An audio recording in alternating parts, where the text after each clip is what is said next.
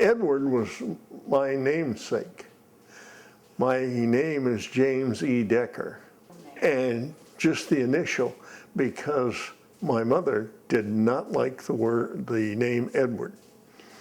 In the military, my name was always written James E., initial only, Decker. The Decker family is German. There's a family. There's several families on the west side of Michigan that are Deckers, and their name is spelled D-E-K-K-E-R. They're Hollanders. They came from Holland.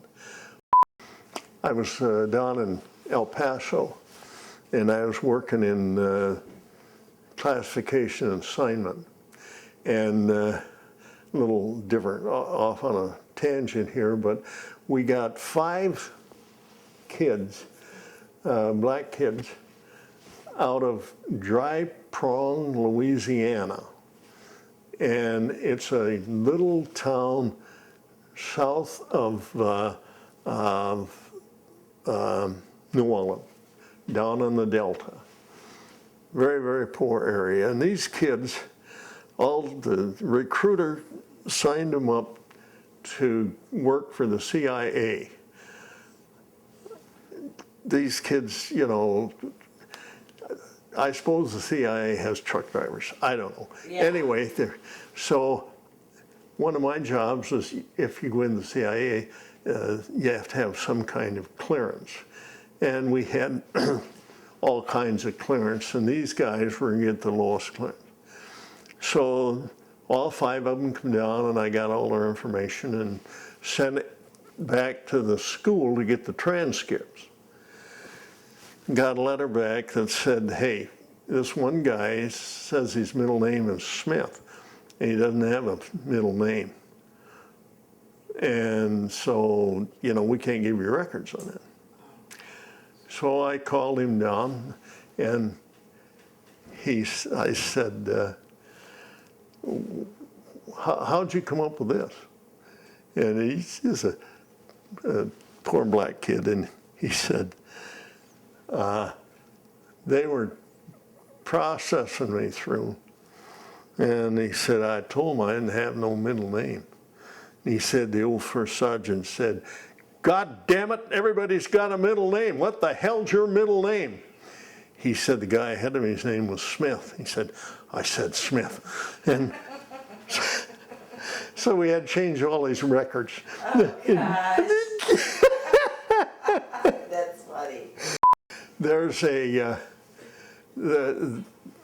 a story we watched on TV, and it was a little town out in Missouri, and they had this guy who was really mean, and he just raised hell with everybody, and they'd take him to court, and the judge would turn him loose and nothing happened.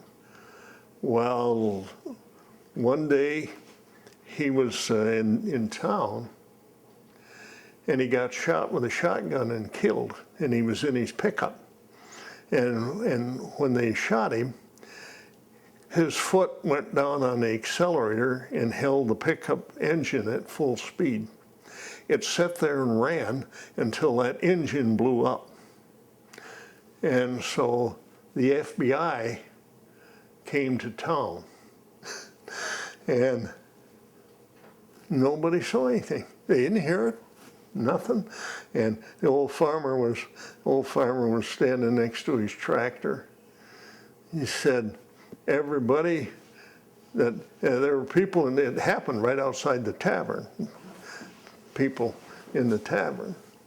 He said, the old farmer said, you know, that's got to be the biggest damn pool table in the world.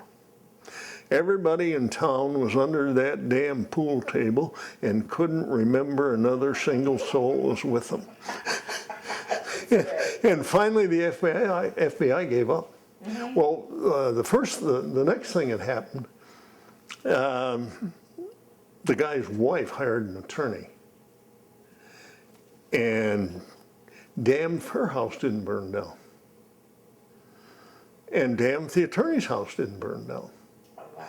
They never found any arson, nothing. The FBI never found nothing.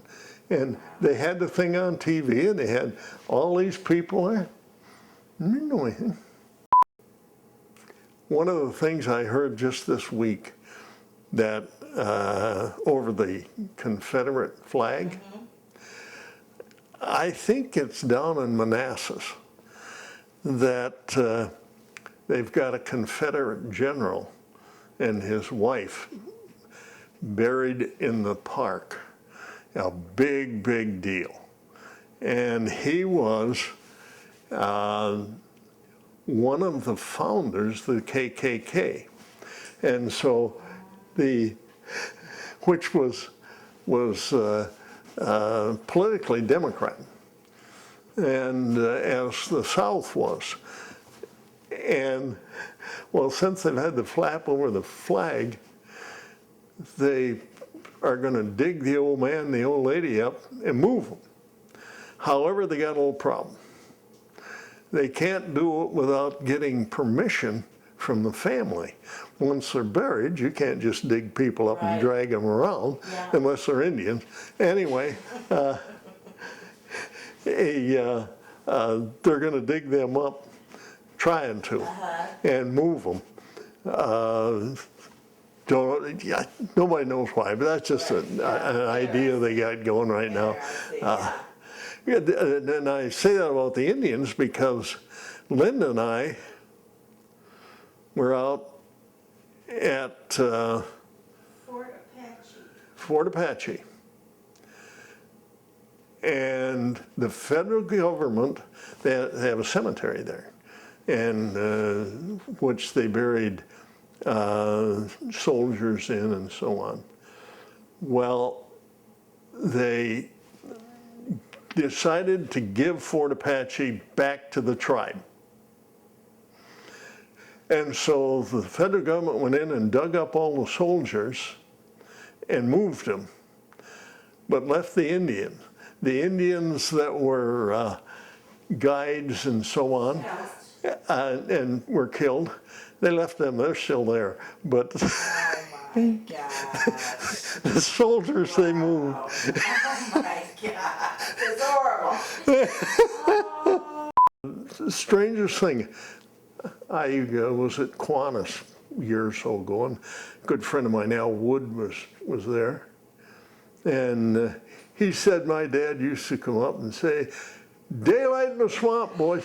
I said, "You're shitting me." He said, that's what my dad always said. Yeah.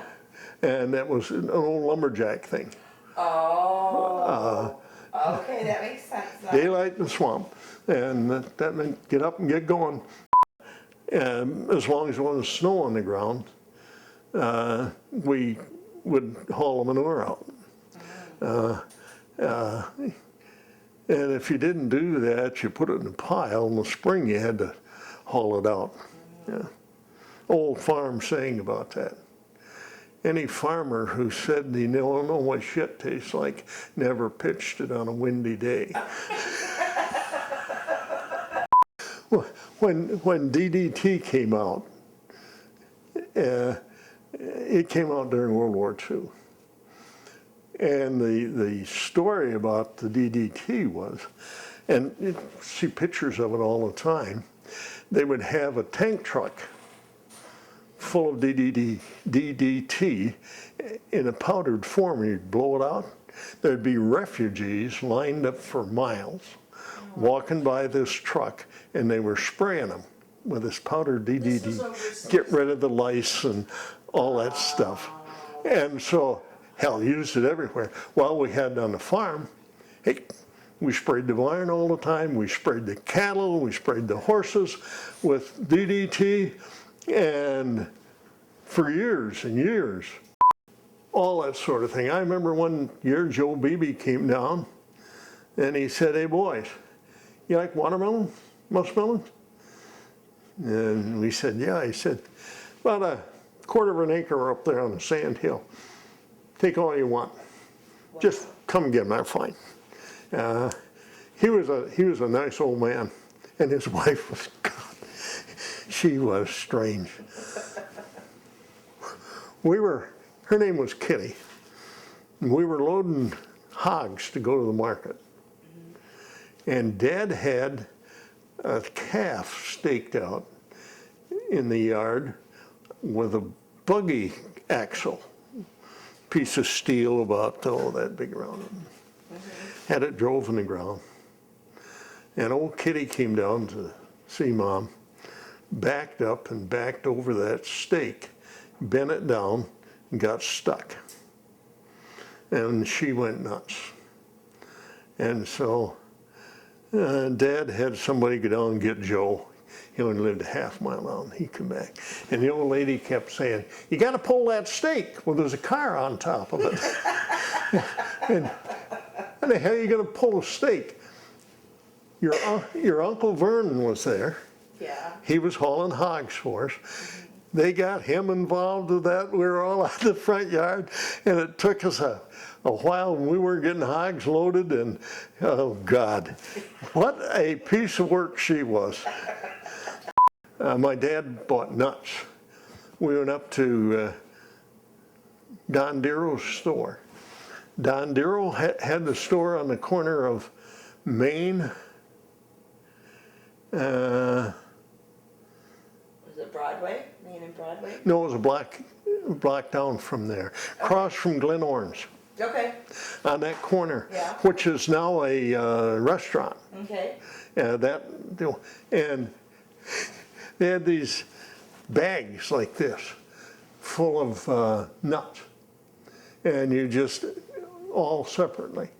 And Brazil nuts were called nigger toes. Yep. And that's what was written on the sign.